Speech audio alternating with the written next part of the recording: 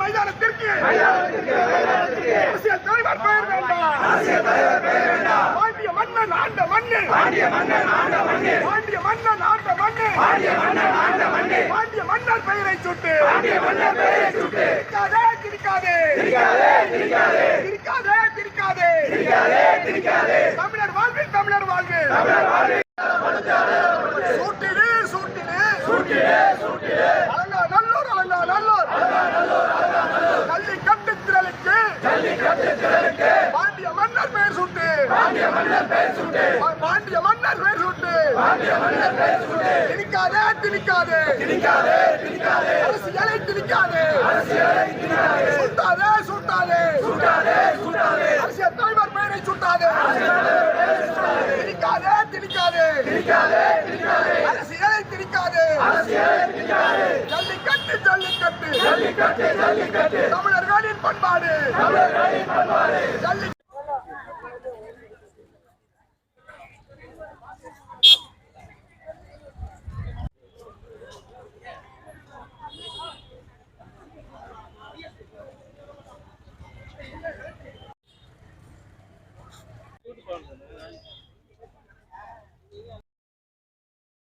அலங்காநல்லூரிலே 44 கோடி செலவிலே தமிழக அரசு புதிய ஜல்லிக்கட்டு திடலை திறக்க இருக்கிறாங்க. அரங்கம் பெரிய அளவில் காட்டியிருக்காங்க. அதை நாங்கள் வரவேற்கிறோம். அதே சமயத்தில் ஜல்லிக்கட்டு அந்த அரங்கத்துக்கு மதுரையை ஆண்ட பாண்டியன் நெடுஞ்செழியனுடைய பெயரை தமிழக அரசு சூட்டணும். ஏன்னா மதுரையில எந்த அடையாளங்களும் இல்லை. ஏதாவது ஒவ்வொரு மாவட்டத்துக்கும் ஒரு குறிப்பிட்ட அடையாளங்கள் இருக்கு. அதே போல மதுரையை ஆண்டவர் யாருன்னா பாண்டியன் நெடுஞ்செழியன், ஆரியப்படை கடந்த நெடுஞ்செழியன். அவர் காலத்துல தான் பாத்தீங்கன்னா வடவர்களை போய் வெற்றி கொண்டு, ஆரியர்களை வெற்றி கொண்டு இந்த மண்ணை ஆண்டிருக்காரு. ஏன்னா ஜல்லிக்கட்டுக்கு எதிராக வட இந்திய அரசு தொடர்ந்து சூழ்ச்சிகள் பண்ணிச்சு. அந்த சூழ்ச்சிகளை முறியடித்து தமிழர்கள் ஒட்டுமொத்தமாக கலந்திருந்து லட்சக்கணக்கில் திரண்டு நாம் ஜல்லிக்கட்டு போராட்டத்தை நடத்தி வெற்றி பெற்றோம்.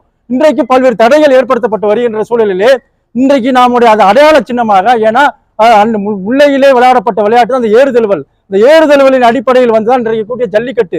அதனால பாண்டிய மன்னர்கள் வளர்த்தெடுத்த அந்த ஏறுதழுவல் விழாவை ஒட்டி இன்றைக்கு தமிழக அரசு உலகத்தில் வாழக்கூடிய தமிழர்களுக்கெல்லாம் நாங்கள் அறிமுகப்படுத்துகிறோம் என்று சொல்கின்ற போது இந்த பெயரை சூட்டுவதுதான் சரியா இருக்கும். வேற எந்த அரசியல் கட்சி தலைவர், குறிப்பாக பார்த்தா இன்றைக்கு செய்தித்தாளில கொண்டிருக்கிறது முன்னாள் முதலமைச்சர் கருணாநிதி பெயரை சூட்டுவதாகலாம் பேர் கொண்டிருக்கிறது.